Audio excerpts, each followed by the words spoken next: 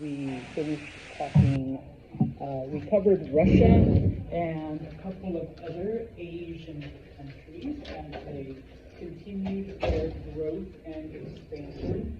I know it's been a while, but looking at this chapter, we are covering a rough time frame from like 1550 to about 1750 or so. So we're kind of getting towards the end of that time period. And so now that we've looked at most of Asia, okay, and Russia is a good bridge for that, let's go back to Europe, all right? And remember, and we covered this in our previous chapters, looking at the Reformation, okay? 1519, Martin Luther breaks off from the Catholic Church and forms his own religious movements, and during that time, okay, remember also that the Catholic Church wasn't, quite ready to let go of people, and while it attempted to strengthen its own foundation, we do begin to see conflict amongst Europe's various religious groups. Most of the conflict is between the Protestants and the various branches of Protestantism, okay, and of course the Catholic Church, all right? And we've mentioned this just a little bit as one of the reasons why, Europeans were kicked out of Japan and some other Asian countries. But for about 100 years, until around the 1620s, we see various conflicts, various skirmishes between Protestant groups and Catholic groups. Okay, it's often been said that more people have been killed for and in the name of Jesus than any other person. All right, so no offense, Christians, but do better. All right. So, anyways, okay. One of those wars, and I know previously we talked. It's kind of hard to keep them apart sometimes. In a previous chapter, we talked about the 100 Years' War, which is the one with Joan of Arc and getting the English out of France. All right. Now we have the 30 Years' War. How long did it last? Yes. We're not good at naming wars. Yes, but it lasts about 30 years, and the primary conflict, okay, that's not to say that there weren't other little minor skirmishes, but the primary conflict is between, let me back up. It takes place mostly in what today would be modern-day Germany, okay? That's where the bulk of the conflict takes place, and it is mostly between, because if you recall, there's no Germany yet, there's different kingdoms, okay, little different groups. It takes place between the kingdoms that want to be Protestant and those that are a part of the Holy Roman Empire and want to remain Catholic, okay? So it's basically a Catholic versus, I put Protestant there, but it's mostly Lutheran. Okay, I should put that in parentheses. All right, because it does take place in Germany. Okay, now, yes. I was curious. What type of We'll get to that in a second. But bows, arrows, swords. It is where we first see cannon used, all right, and very, very, very primitive muskets. I don't want to say guns yet because it's just firing a big piece of lead, a lead baseball, for lack of a better description. So, all right. Now, like I said, there are some minor outside conflicts. Spain and Austria and France are fighting over control of certain areas that aren't involved, okay, in these areas. And it's kind of interesting because Spain, Austria, and France are all Catholic countries. So even though the primary conflict is between Protestants and Catholics, you do have some Catholics fighting each other for political control, okay? Just like you also have some Protestants fighting each other, okay? Not as much as, the big three Catholics, okay? And also recall that during this time, Spain was in control of the Netherlands, and so the Netherlands start using this as an excuse to rebel from Spain, okay? Now, it just so happened that the Spanish are Catholic and the Dutch are Protestant, specifically they're Calvinist. I'll put that in parentheses there, okay? So they're able to kind of use the religious momentum, for lack of a better term, to kind of, make their independence movement. Now, first thing you need to remember about the 30 Years' War, it was primarily Protestant versus Catholic, number one. Right? Number two, it is the first war where civilians are attacked on purpose. Okay? Now, up until this point in history, when armies fought each other, and that was it. Okay? Because I'm a soldier, you're a soldier, we've both taken a vow, we've both, that's our job, okay? We fight each other, okay? Sometimes civilians would die by accident. Maybe they got too close to the battle scene, maybe they, whatever, but it was never an intentional thing, okay? It was actually considered dishonorable to kill someone who either had no weapons or didn't even know how to fight, okay? Whereas you did, you were a knight, you were trained, okay? There's no honor in killing someone who doesn't know how, okay? In this war, though, okay, armies, realize that if we attack their homes, if we attack the women, the children, their support system, it will demoralize the soldiers, but some of them might abandon the army to go home and protect their wives and their kids and their farms, okay? So let's attack civilians on purpose, okay? It was a war strategy. After that, rule schmool. So no, we're going to attack anyone. All right. So we see, I guess, warfare change after the 30 Years' War. Okay. Now, since most of it took place in what today would be Germany, almost a third of the German population was killed. Okay, either through war or disease, fighting. And of course, because everything's getting blown up, there's lack of food, so, some people starve to death. All right? You knew this was coming. This is just a map. Everything inside the red line is the Holy Roman Empire. And so, as you can see, most of the battles, most of the battle scenes took place within that part. Okay? Of course, once again, the Spanish are fighting, and there's some other minor conflicts in other parts, but most of it took place there. Okay? Now, we're not going to get into the whole thing, okay?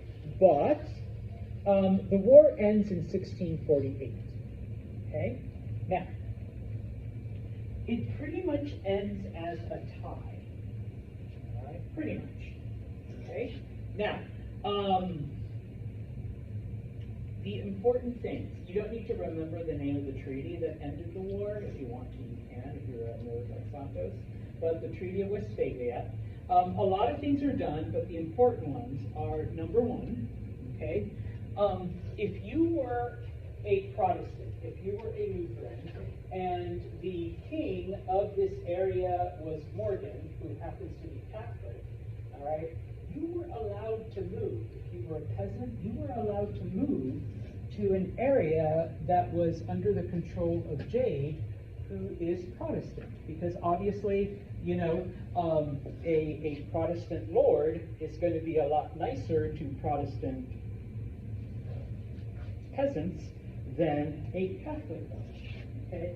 And of course, all of the peasants that were Catholic that lived in Jade's kingdom would be allowed to move to a Catholic kingdom, where, Morgan being Catholic would not persecute them and would welcome them. Before this, even though feudalism is mostly gone, okay, if you were a peasant, you still needed the Lord's permission to be able to move places, okay? Because remember, they're granting you protection, you're granting them stuff, whether it's labor, whether it's materials, whether it's whatever. And so as a lord, he doesn't want to lose, good labor. But, if the Catholics want to leave, and then maybe some of the Protestants will come, and, you'll be able to replace the labor the same way. Okay, so, boom. Okay, so, you're allowed to move around. This is quite literally the death toll for feudalism, because once peasants can move wherever they want, that's pretty much the last bit of feudalism that dies out. Okay, some of the other things. Okay, the Netherlands get their independence. Okay, they're able to liberate themselves from the Spanish. Okay. And remember, you had France, you had Austria, and you had Spain all fighting each other, even though they're all Catholic. The reason why they were fighting is because the Spanish king had died and had not designated an heir. Okay. Now, there were, because remember, the royal families all married each other, cousins married cousins and shit like that. Okay. There was someone in the Spanish family who, great-great-grandma was from France.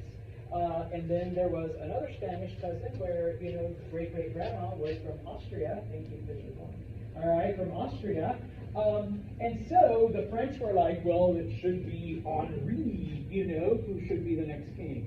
And of course the Austrians are the French, and then the Austrians are like, no, it should be Karl who should be the king.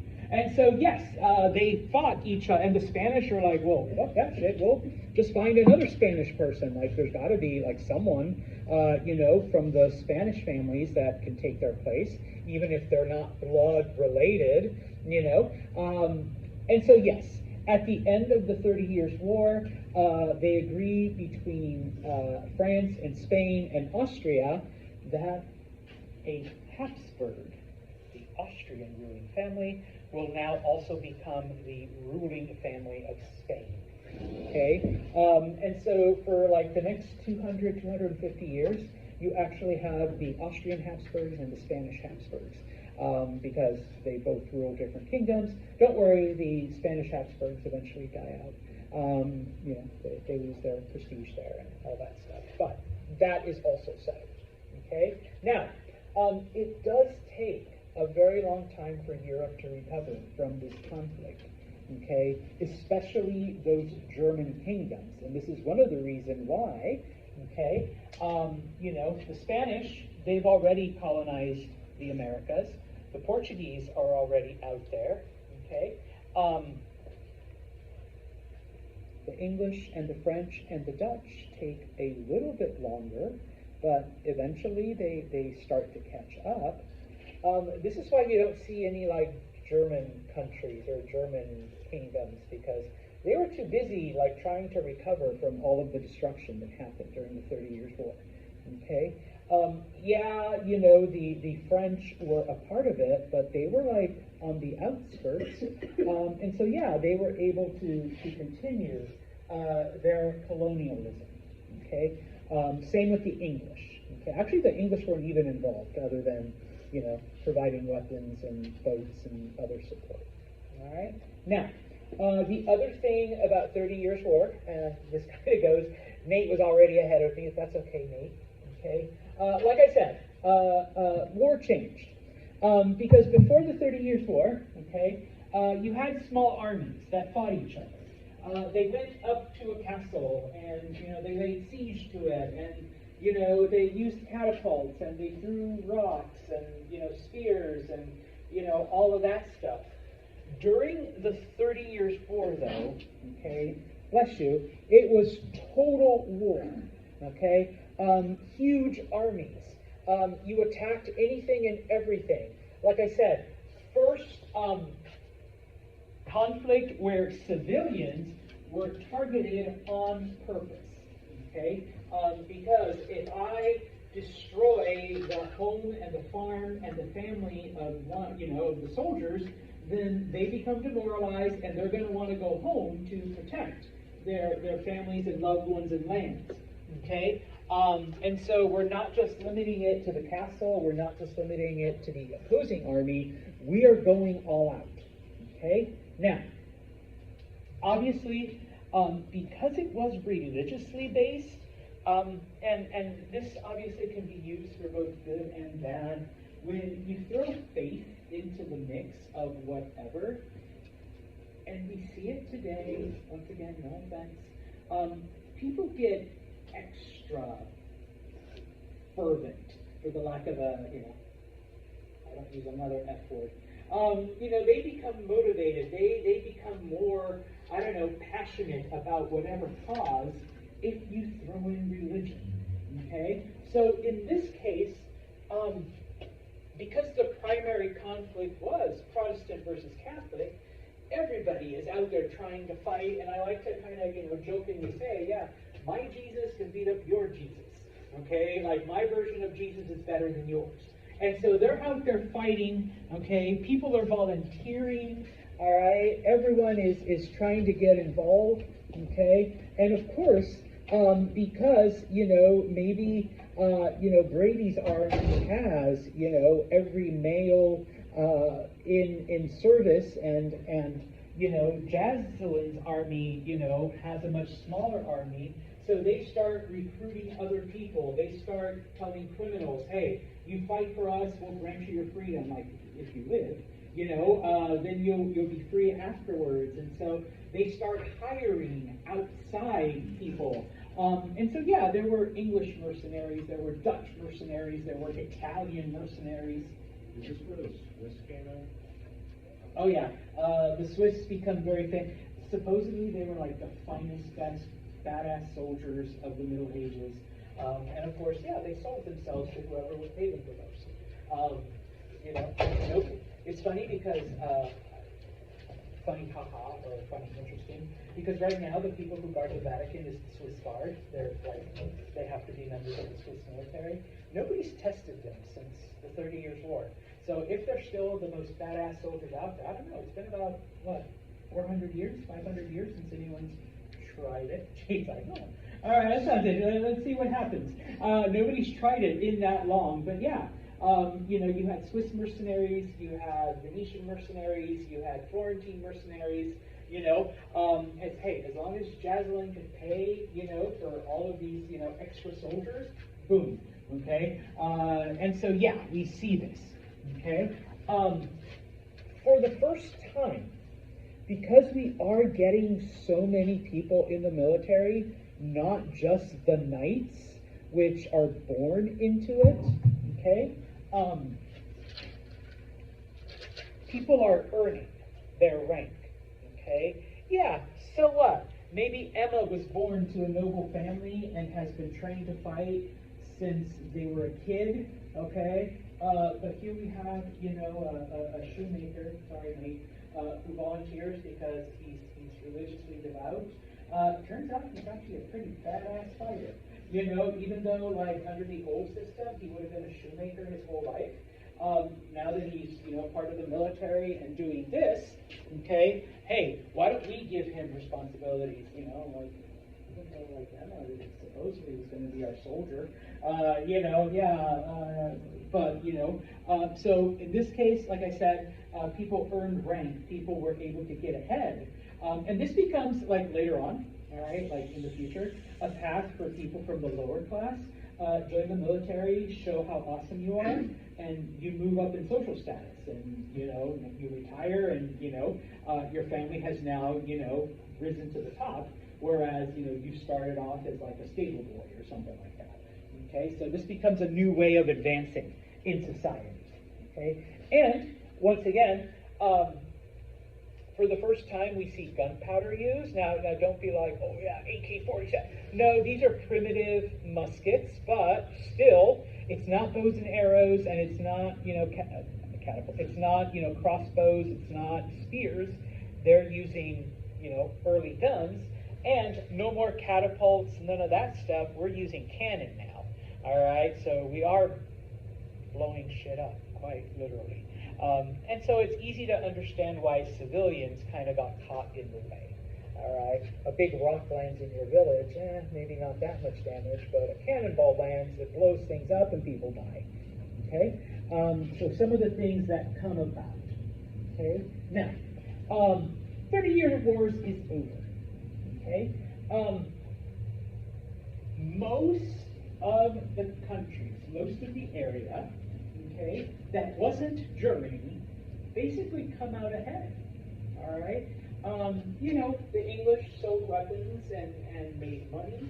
The French, even though they were involved in this battle for supremacy of the Spanish crown, they come out ahead. The Swiss definitely, and anyone else that hired out mercenaries comes out ahead. The one exception is Spain. Okay, they lost land, they lost money, but most importantly, they lost the Netherlands. Okay, the Dutch gained their independence. Okay, the Dutch were quick to take advantage of their freedom. All right, and so within the next 30, 35 years, they basically become the new Portuguese. Okay, they go out, they start exploring, and like the Portuguese, instead of establishing colonies just to have a lot of land, they just go out there to make money. Okay, they are the only group of Europeans, including the Portuguese, who do not send missionaries out there. Okay, even the Portuguese, who were looking to make money, would send a couple priests every now and then, just in case. All right, can't have too many Catholics out there, right? The Spanish definitely sent missionaries. The English, also sent ministers, and the French and whatnot. The Dutch didn't. Okay, they didn't care. They just wanted money. And so they focused all of their, come on, they were just ravaged by religious war, and thanks to religiousness, they've already, were able to gain independence. And this is just as a side note, because most Dutch were Calvinist, okay? Some of you got this right. I'm almost done grading your tests. Some of you got it wrong. Calvinists believe in predestination. You're already born saved, okay? The Dutch were all saved. Everybody else is going to hell. So what's the point in sending missionaries if these Chinese or these Japanese or these Native Americans are already going to hell? There isn't. So let's just take their money, type of thing. All right. So they become masters and experts in shipping. Okay, because it's out there. All right, it's on the ocean. Okay. They advance shipbuilding and technology that allows bigger boats to go out there with a smaller crew. All right, the Netherlands isn't a very big country. All right, so it's not like we can just recruit, lots of people to be sailors. Okay, number one. Number two, if we want to catch up to the other countries and make a lot of money, we need boats that can carry a lot of cargo. So let's combine those two goals. Big ass boats that carry a lot of cargo that can be manned by the minimal amount of crew. Okay? Shipbuilding technology advances because of the Dutch. And just FYI, I know we talked about Russia a little bit. It's actually with the Dutch that Peter the Great learns how to build ships. He goes to them, okay, because they do become the master shipbuilders of the 16 and 1700s. Okay? Now, I am going to ask you this. It is the Dutch who invent the concept of stock exchanges. Okay? If you don't understand stocks, that's okay, neither do I, that much. But you're basically selling parts of your company to investors. Okay. Now, before, with charter companies, yeah, I'm going to hit up my friends for investment money, okay, kind of like an MLM scheme, all right?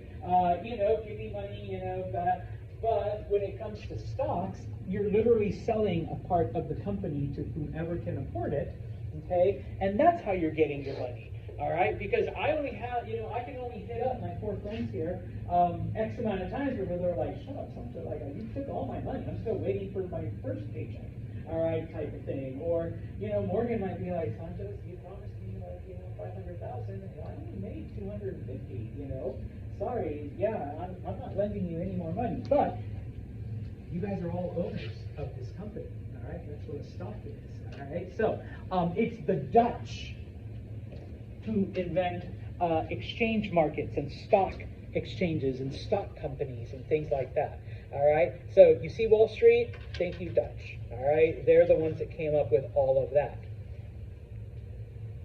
They also invented insurance, okay, protecting your what is insurance? Those of you that have been in a car accident, okay, you're basically insured against something going wrong.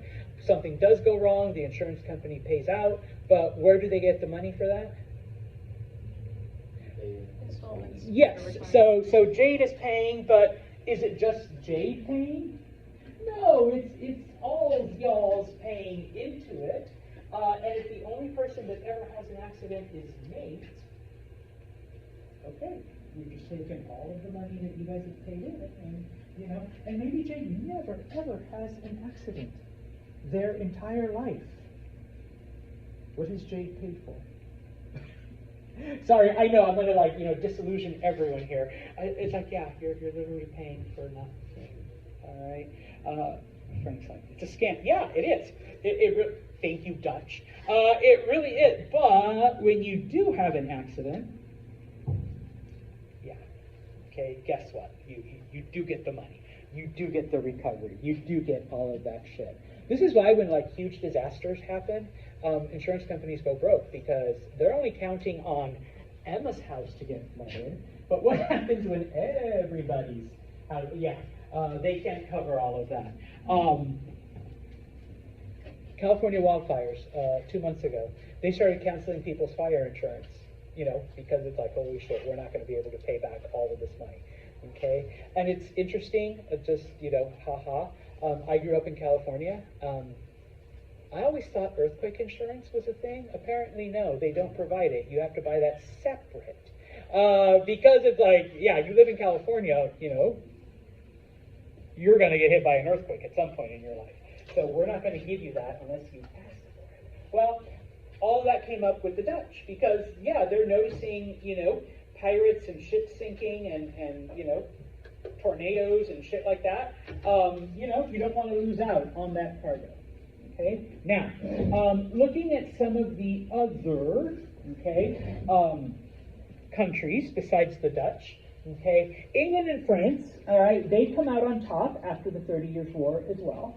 Okay, and of course, as more and more countries are getting out there and trying to be a part of, the buying, the selling, the trading, the Dutch are inventing all of this stuff. Okay, a lot of things begin to happen. All right, number one, the English create what's called the English Navigation Act of 1659. That basically says that only English ships can carry English cargo. All right? This is an attempt by the English to, not lose more money to foreign competitors, the French, the Dutch, a couple of other people. If you recall, once again, the world is still operating under the principle of mercantilism, where they felt that wealth was limited, So if you're paying money to a Dutch company to send your product across the ocean, that means the Dutch now have more power over you than if you sent it on an English boat, Wealth is power, power is wealth, So if you can keep the wealth in England, then the Dutch, the French, the whomevers, they begin to lose power. Okay? Now, obviously, they were never ever truly able to enforce it, especially in the Americas, which, if you fast forward 100 years, becomes one of the issues, one of the minor issues in the American Revolution, when the British begin to try to enforce the Navigation Act. Okay? But we'll come back to that in the next chapter. All right? We begin to see people in Europe and the Americas, okay, begin to implement farming advances that, for the most part, hadn't been done, okay? One of the biggest innovations that people begin to do in the Americas, even though the Chinese have been doing this for at least 1,000 years, is the four-field crop rotation, okay? Which, number one, you take turns on your fields planting things, and so on occasion you let certain parts of your farm be empty, okay, so that the nutrients recover on their own naturally, because all plants will drain your dirt of nutrient, okay? This is before, like, chemical fertilizers and stuff like that. So you allow the soil to naturally replenish itself. In addition, okay, people begin to discover that there are certain crops that don't drain the soil as much as other things do. Okay? For example, tobacco drains the soil of nutrients like at 2-3 times the rate than other crops. And this is why some of the early settlers had to keep expanding their tobacco farms, because the land that they originally planted for tobacco was useless after a couple of years. Okay, so they had to keep growing and driving off the natives and all of that stuff. Okay, but the colonists begin to learn that, hey, maybe if we diversify a little bit, maybe if we start planting, other things besides just tobacco or just whatever, okay, number one, we won't waste our soil so quickly, okay, but also, you can't eat tobacco, all right? I mean, you can smoke it and get rid of the hunger, and of course you can sell it and get money to buy food, but what if we already just have the food there, okay? We don't have to wait to sell it, or we don't have to wait for money to come in, or we don't, have to sit there and just smoke all day because, we have no food. So nicotine curbs your appetite. I don't know, I've never smoked.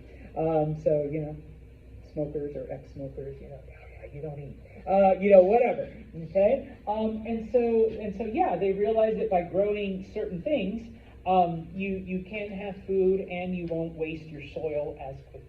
And once again, if I've ever given you a message, remember then from the beginning of humanity, more food equals more people, equals more food, equals more people, and so society grows.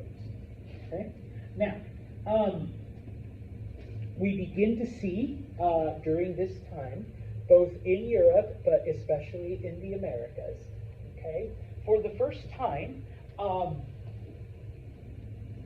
this is mine. Keep your crops and keep your animals away from my stuff, okay? So people begin to fence in the areas that they claim as theirs. Now, in Europe, this has been happening more or less for several generations. But when you get to the Americas, though, the Native Americans, they believe that nature belonged to everyone. Like, you couldn't own land. It's like trying to own the air. Like, what the hell are you talking about? Type of thing. And so to them, the concept of fencing in an area seemed foreign. It was just like, incomprehensible. Okay? Now, obviously, okay, once you've enclosed your land, okay, if it's just me and my family, maybe you can, farm it all, but maybe you can't. Okay? There are more and more colonists then coming from Europe looking for a new opportunity. And of course, the colonists that were there before have taken up most of the good land. And if you don't want to go into the wilderness and fight, diseases and natives and, any other kind of stuff, you want to stay in quote unquote civilization, the only choice you have is to become a tenant. Okay? And so these are the beginnings of commercial farming in the Americas. Okay? Where I have land, I rent it out, and they pay me a portion of what they grow as their rent. Okay, later on I might take gold or silver, but for now, okay, I tell them, you know what? I grow tobacco on this land, so Jocelyn, maybe Emma, you want to rent land from me? You're going to grow tobacco and give me part of the profits, or give me part of your tobacco. And so now, we can farm, 3 times as much tobacco as I would have done on my own. Okay, and so we begin to see the beginnings of those. Okay, now we're going to move back to Europe.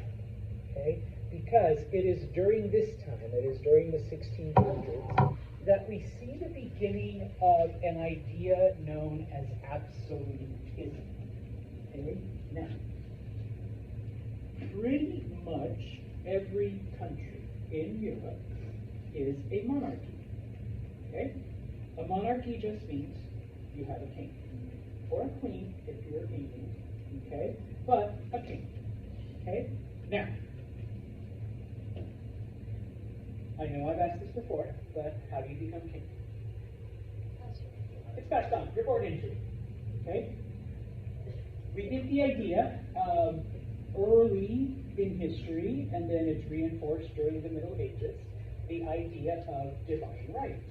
That you are chosen by God to become king.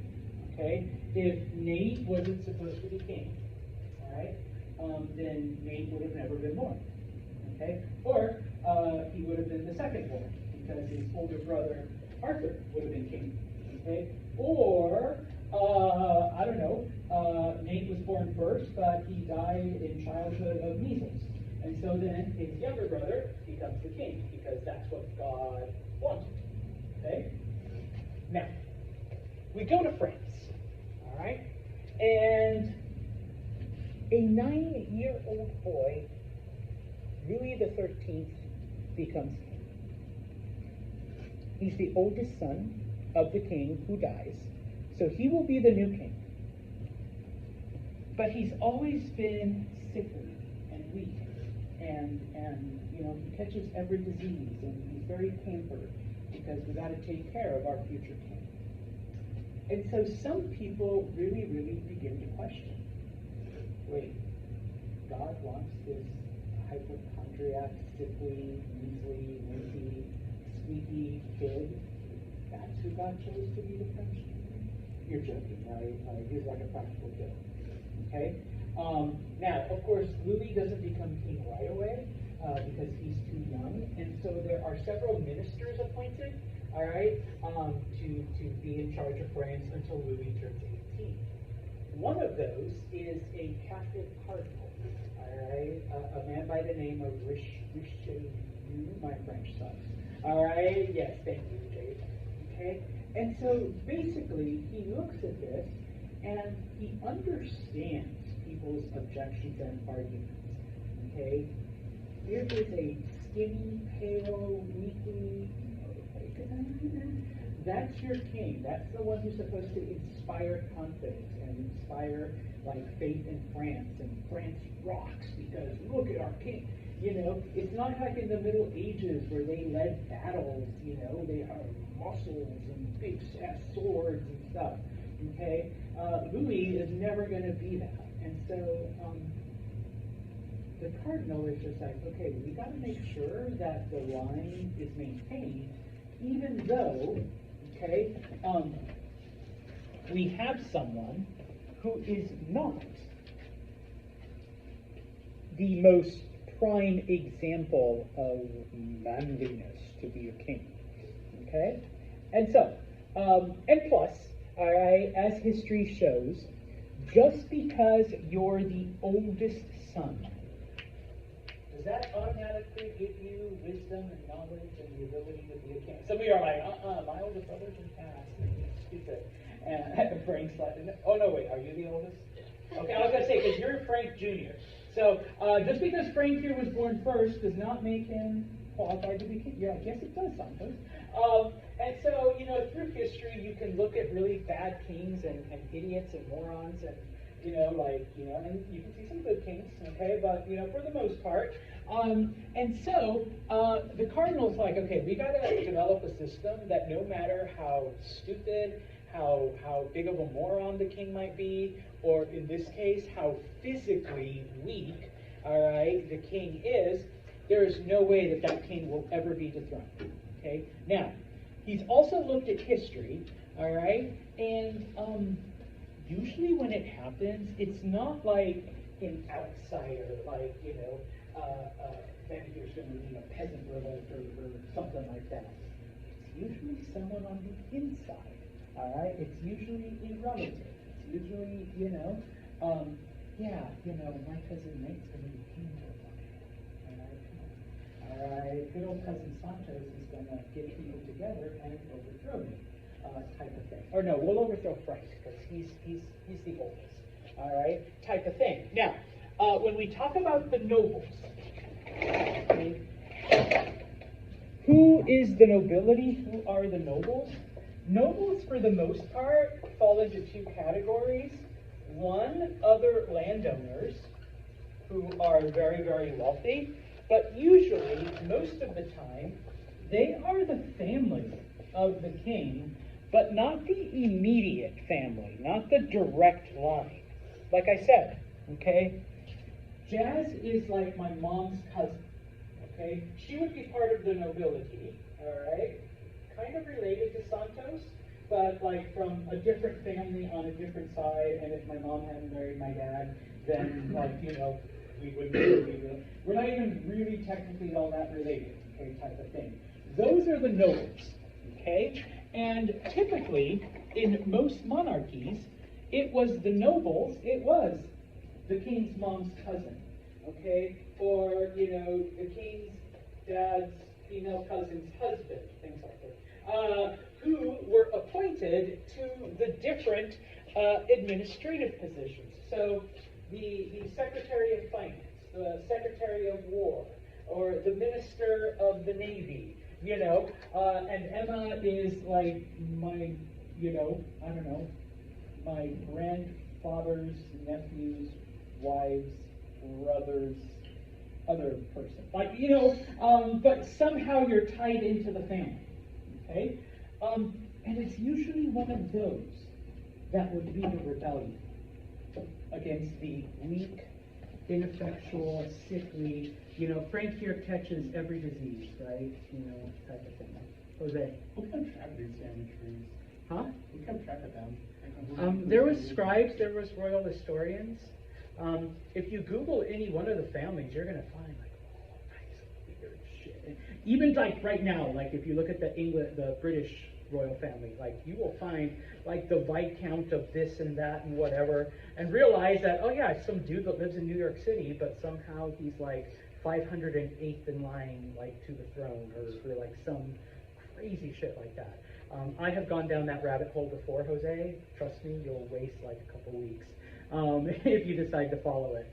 Emma's like, been there, done that too. You follow like the royal lines and like who's like what and where and married and like weird descendants and yeah. So there's royal historians that have kept track of all of that. Okay. Anyways, what is the cardinal's plan? Take the nobles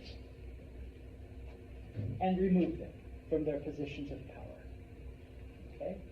Now, they're not going to go quietly. So give them bullshit jobs. Give them jobs that make them feel important, but they're really not doing anything. Okay?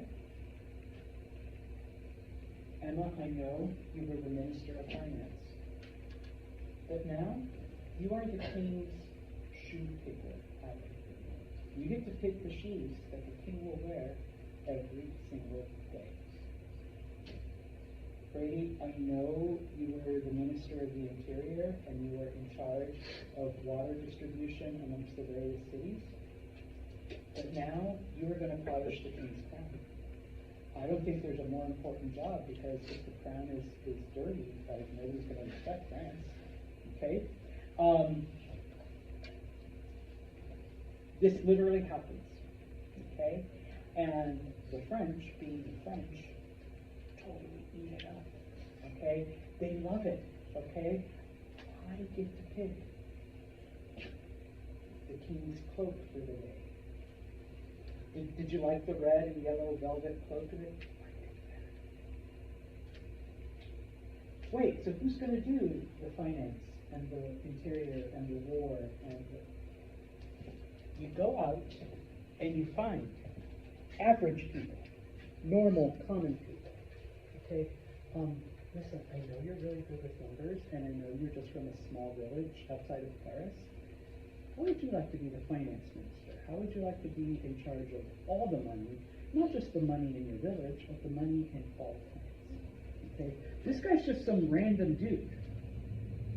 Suddenly, he has been elevated to like the highest financial position in the country, thanks to the king. He says, okay. So suddenly, he's just moved up, like in position, in power. He's in charge of all the money. And now his family is like really, really rich and really important. So when someone comes and says, alright, and he's this sickly, weird, like, we need to like overthrow him and put in a new king. He's like, you're talking about the king that literally took my family out of poverty and put us up here? The same king that took me from being just the accountant of a bakery in a village outside of Paris to being in charge of all of the money in this country? You want me to go against him? Yeah. And Frank's are, yeah, I don't think so. Okay, I don't think so. And so in this way, the French king now has all kinds of power. The ministers are loyal to him. The nobility, who could lead a rebellion, are too distracted by the bullshit jobs they've been given. Oh, and by the way, we're going to throw endless parties with music and food and all kinds of fun stuff. Okay? Oh, and yeah, when we get to one of the later Louis, we're going to stop right here.